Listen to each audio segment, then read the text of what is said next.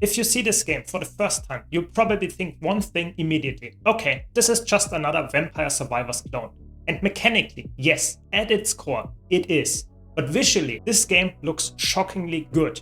Like someone dropped Diablo 4 style visuals into a Survivor game and somehow made it work. The problem is, some people are going to really like that. And some people are going to bounce off this game hard. So let's talk about what Jotunnslayer Hordes of Hel actually is, and more importantly, who it's really for. Jotunnslayer Hordes of Hel is a roguelike horde survivor set in the darker realms of Norse mythology. You fight waves of enemies, earn blessings from Viking gods, and complete objectives across the map, and eventually unlock access to a boss fight to end the run. At the time of recording, the game is fully out of early access in its 1.0 release, and it clearly wants to put a more cinematic, high production spin on the Survivor formula. That includes heavier animations with a slower pacing in general and a stronger emphasis on presentation as a whole.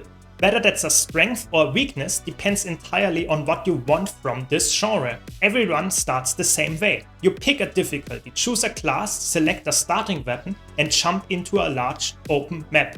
Your main goal is still survival, but instead of just waiting out a timer, you're given objectives to complete. Things like finding specific items, clearing points of interest, or hunting down elite enemies. Completing these objectives is how you unlock the boss fight. And this is one of the game's more interesting twists, I would say. You're not rewarded for standing still and farming experience on the same spot. You're encouraged, sometimes forced, to move across the map. The moment I realized this was when I wanted to farm a bit more levels for powering up before tackling the boss. But then I lost the run because of ignoring the task for too long. If you know what you're doing, you can actually speedrun objectives and reach the boss a bit faster than expected. Runs usually end in one of three ways. Of course, you can die. Of course, you can kill the boss. But the last one is new. You simply fail to complete the objectives in time. That extra fail stat adds pressure, but it can also feel repetitive over longer sessions. Moment to moment, Jotunnslayer looks fast, but it actually plays more deliberately than many survivor lines. You have a dash and cooldown based abilities. However, you also have god powers that meaningfully affect combat, to some extent at least. But the biggest difference here is upgrades don't come every 30 seconds, like for example in Vampire Survivors. Sometimes you go a few minutes before your next major power spike. For some players that feels slow, maybe too slow. For others it feels refreshing because you're spending more time playing, not managing menus. On higher difficulties the game becomes genuinely punishing, but not always in a clean, skill-expressive way. Difficulty modifiers can add mechanics that feel more annoying than challenging, and mistakes can snowball quickly once your build falls behind. This is where opinions on Jotunnslayer really split. On the positive side, there are multiple classes. Each class has subclasses that unlock mid-run, and God Blessing introduce meaningful twists. These aren't just sticks. Subclasses generally shift priorities, and God Boons often change how you approach combat.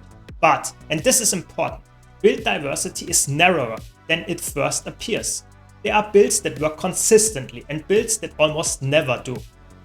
Over time, experimentation stops being rewarded. You learn which upgrades are strong and which ones you should basically ignore. Multiple player reviews echo this. Runs can start feeling samey once you've seen the best performing paths. So it's not just me here. Compared to something like Rotator or Nova Drift, this game values execution and spectacle more than deep system mastery, for the better or for the worse.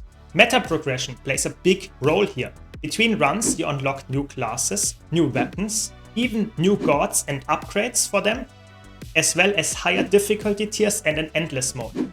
The progression is fast and not very grindy, which is great for players who want quick access to content, but it also means you will unlock most systems very early. For some players that's a positive. The game doesn't overstay its welcome. For others it creates a sense that there's not much left to discover after 10 to 15 hours. This game is not for everyone. If you dislike repetitive gameplay loops, Jotunnslayer won't convert you. Some players also dislike balance inconsistencies, objectives becoming repetitive, and certain difficulty modifiers feeling unfair rather than demanding. And I can clearly see the criticism that the game looks deep but doesn't sustain the depth long term. And then now to another thing that I really dislike. There are also optional microtransactions for cosmetic items, which won't affect gameplay but may still turn some players off. On the positive side, onboarding is clear, systems are readable, and visual clarity is generally excellent for a game this flashy and in this genre. You will probably enjoy Jotunnslayer if you like survivor-style games, you care about visuals and presentation, you want something you can play in short bursts, and you don't need hundreds of hours of depth. But you should probably skip it if you want deep build crafting, you enjoy constant experimentation, and/or you're looking for a long-term mastery-focused roguelite. This is a game that prioritizes feel and spectacle over mechanical complexity. Compared to Vampire Survivors, this feels heavier, slower, and more cinematic, but also less flexible. Compared to Potato or Nova Drift, it looks more impressive, but offers less long-term depth. TLDR, Jotunnslayer Hordes of Hel is a solid survivor-like with excellent visuals and some generally interesting new ideas on the genre. I'd recommend it if you want a polished, good-looking take on the genre that respects your time and doesn't demand endless grinding. I'd skip it if you're chasing deep systems or long-term build experimentation. If you enjoy thoughtful roguelike breakdowns focused on systems and replayability, you'll find more like this here. And if you want to see how a full run actually plays out, decisions, mistakes, pacing and all, there's an unlisted full run linked below. Thanks for watching.